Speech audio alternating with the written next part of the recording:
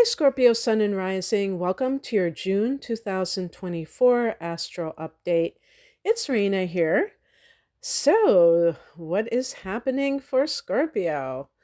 Well, Gemini is happening for you. So, what is Gemini in your chart? Well, guess what?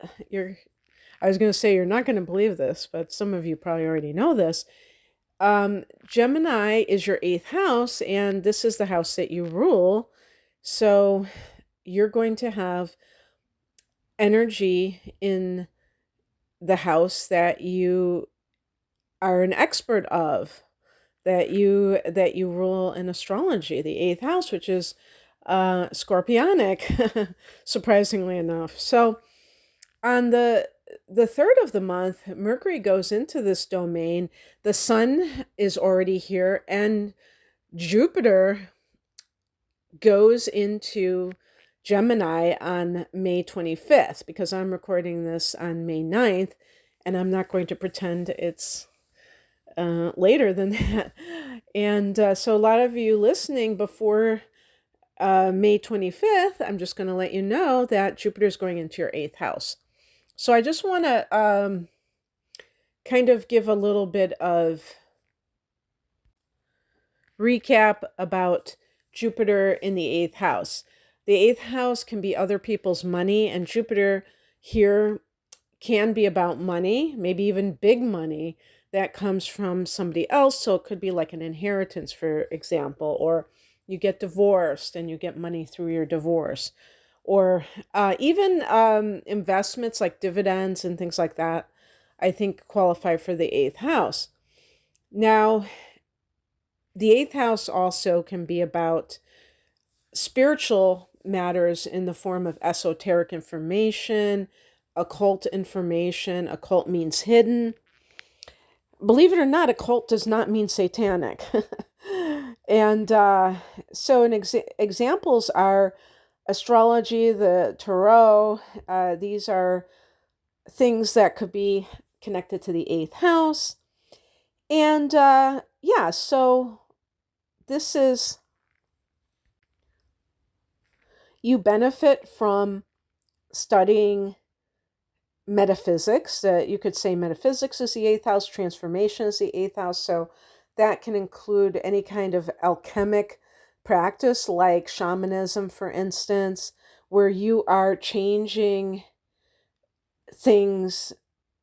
You're practicing alchemy, and I really think alchemy might be connected to manifestation.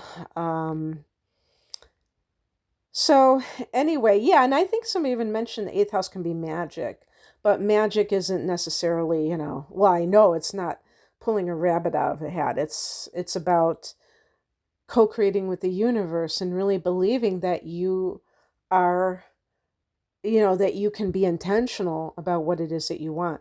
So anyway, Mercury goes into this area on the 3rd. So it joins the Sun and Jupiter in this eighth house. And then 3 days after that, on the 6-6 portal, and the number 6 is connected to Venus, so it's probably a great day for manifestation too. We have the new moon at 16 degrees of Gemini. So that might indicate right around that date of the 6th, or maybe a few days after, within a few days afterwards, you may notice that there is some kind of shift, new beginning that is related to eighth house matters. And so I do feel that there may be some financial gain from that. But of course, this is going to differ from person to person. And another important thing is that this is a general reading, and the dates of the transits may not coincide with when they affect your particular eighth house, and any other house for that matter. On the 9th, Mars goes into Taurus, and Taurus is your opposite sign. So we're talking about the 7th house of committed partnership, but also the house of legal affairs. Mars wants to fight something. So it may be that there is some kind of conflict a disagreement or something along those lines that you are having to contend with.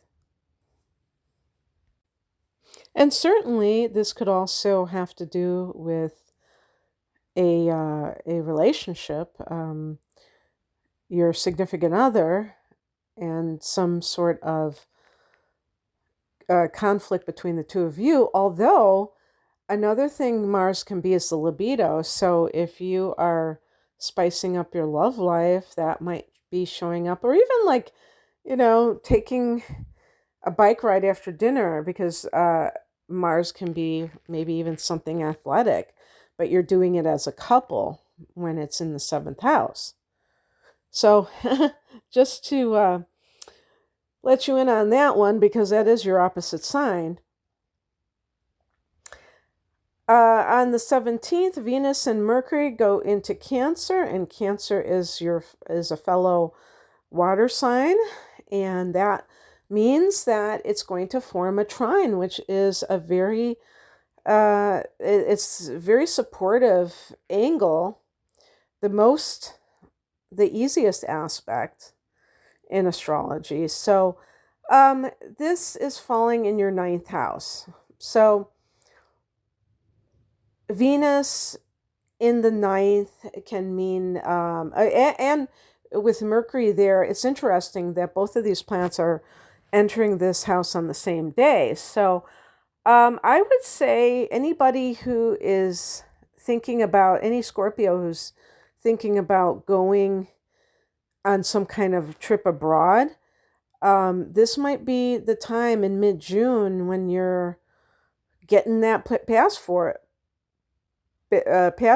and you have the money. Venus can be the money.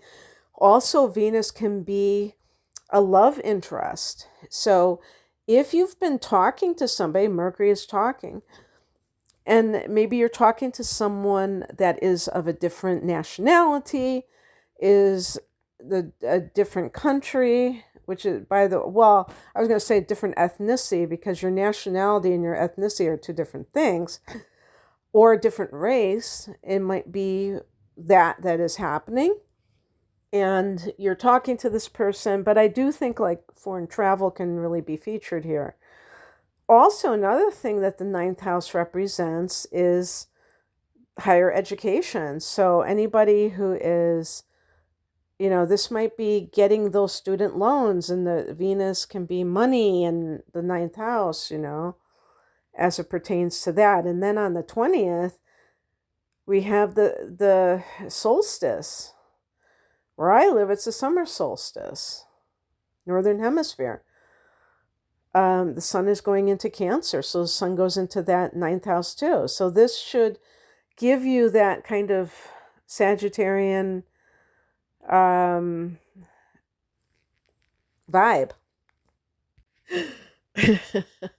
I have a sun in Sagittarius, so enjoy. You're gonna like it. You're gonna get really positive. Uh, I'm acting like it's a temporary thing, but no, really. Yeah, just expansiveness, in your life. The ninth house is supposed to be the luckiest house, so that can be good to have multiple personal planets there. On the 21st, the very next day, there's a full moon at 1 degree of Capricorn. And this is also a friendly angle to you called a sextile. So the full moon is going to be in the third house, but I wouldn't be surprised if it's only at 1 degree of Capricorn. So maybe a lot of you will experience it in the second house, and this could have a good omen, or yeah, for money coming in somehow. But I'll just talk about it from the third house perspective. This is the house of teaching and learning. So yeah, I mean, if you've been training to be a teacher, and then maybe with the ninth house activity, that's going to be your new job, or what have you. But the third house could be getting a certification of some sort, I suppose. And also, one thing I have to say about the ninth house is that can be that's the God house. So that could be like even being a yoga teacher or something like that. And the third house could be that training, anything that you're doing to get a certification, um, some kind of, yeah, some kind of certificate to be able to do something, credentials, I guess you'd call it, that don't involve like a college degree, for instance. And it's right around, because it's right after the solstice, it's a very powerful period. So um, that should be really interesting. On the 29th, Saturn retrogrades at 19 degrees of Pisces, and this is in your fifth house, Scorpio. Another trine. Saturn in your fifth has made you very serious about the business of love, and creativity, by the way. And so, for people who have always wanted to be artists or to monetize, make as a career their artistic endeavors, this is the time when you might be getting down to brass tacks as far as that's concerned, because Saturn can take a person's, fifth house can be your hobbies, and you can make them into some kind of a career. Saturn rules the 10th house of career, so it's connected to the idea of career, but it's also like organization, discipline, realism, so being practical about something. But it's going retrograde here, so this might be for some of you, if you have been feeling even like a lack of dating opportunities, which a fifth house can be about. You may have looked at people, maybe you were getting very picky and you were choosing quality over quantity, but now you have to look at yourself. Like you have to, you have to do a reality check on yourself. Are you bringing your A game to the dating scene, or are you just expecting other people to do so? And it can be quite sobering, to have Saturn in retrograding in this house, because it's actually a house of fun and pleasure. And Saturn here is like a wet blanket, but like I said, it does have that benefit of making people take their hobby seriously, or take love seriously instead of being frivolous about it. Not that Scorpio is ever frivolous about love. Let's get real here. All right. And also just about those people who feel like, oh, I have a creative block, and they're blaming outer things, looking at themselves. By the way, I highly recommend, if you have been experiencing a writer's block, which even when Saturn is direct, that could be, I shouldn't just say writer's block, but that's just a term for anybody who feels artistically constipated. How does that sound?